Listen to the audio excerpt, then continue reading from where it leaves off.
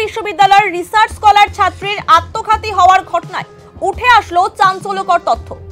বিশ্ববিদ্যালয়ের অধ্যাপকের বিরুদ্ধে আত্মহত্যায় প্ররোচনা দেওয়ার অভিযোগ তুলেছেন মৃতার ভাই। জানা গিয়েছে, বিশ্ববিদ্যালয়ের অধ্যাপক সিদ্ধার্থ শঙ্কর লাহার বিরুদ্ধে রিসার্চ স্কলার ছাত্রীকে আত্মহত্যায় প্ররোচনা দেওয়ার অভিযোগ তুলেছেন মৃতার ভাই হরিকৃষ্ণ দত্ত। শনিবার মাটিগাড়া থানায় একটি অভিযোগ দায়ের করা হয়েছে। মৃতার ভাইয়ের অভিযোগ, 2015 সালে দিদি ববিতা বিশ্ববিদ্যালয়ে ভর্তি হয়। এরপর 2021 সালে ইউজিসি নেট পরীক্ষায় পাশ করে ডেভেলপমেন্ট বিভাগে রিসার্চ স্কলার হিসেবে পড়াশোনা শুরু করে সে। বিশ্ববিদ্যালয়ের অধ্যাপক সিদ্ধার্থ শঙ্কর লাহার তত্ত্বাবধানে রিসার্চ করছিল ববিতা। এর মধ্যেই অধ্যাপকের সঙ্গে ববিতার ভালো সম্পর্ক গড়ে ওঠে। অভিযোগ, ববিতার সঙ্গে প্রেমের সম্পর্ক গড়ে ওঠে এবং তাকে বিয়ে করারও প্রতিশ্রুতি দেয় অধ্যাপক। তার সঙ্গে একাধিকবার শারীরিক সম্পর্কও তৈরি করে। গত বুধবার বাড়িতে ফোন করে অধ্যাপক সিদ্ধার্থ শঙ্কর লাহা তাকে শারীরিক ও মানসিকভাবে অত্যাচার করছে বলে মাকে জানায় ববিতা। পাশাপাশি কেরিয়ার খারাপ করে দেওয়ার হুমকিও দেয় বলে অভিযোগ।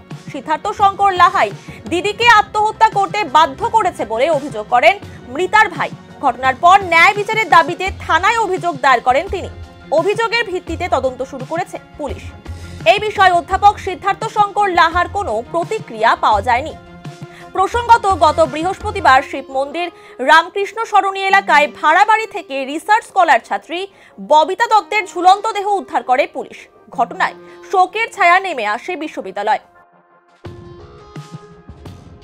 আমার নাম হরেকৃষ্ণ দত্ত, আর আমি মৃতার ভাই। মৃতার নাম ববিতা দত্ত। মূলত গতকালের দুটো এভিডেন্সের ভিত্তিতে আমরা একজনকে সাসপেক্ট করতে পেরেছি এবং আমার দৃঢ় বিশ্বাস উনি এই কেসের সাথে ওতপ্রোতভাবে জড়িত।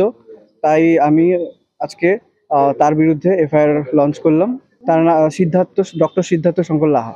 ওনার ডেজিগনেশন উনি হচ্ছে head of the department of life long learning and extension, north Bengal university.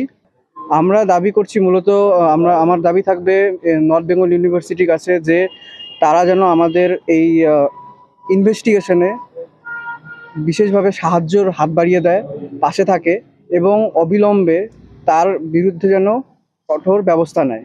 এবং দ্বিতীয়ত, আমার যেটা পুলিশের কাছে যেটা আবেদন থাকবে, তারা যেন নিরপেক্ষভাবে তদন্ত করে এবং আমাদের যেন ন্যায় দেয়।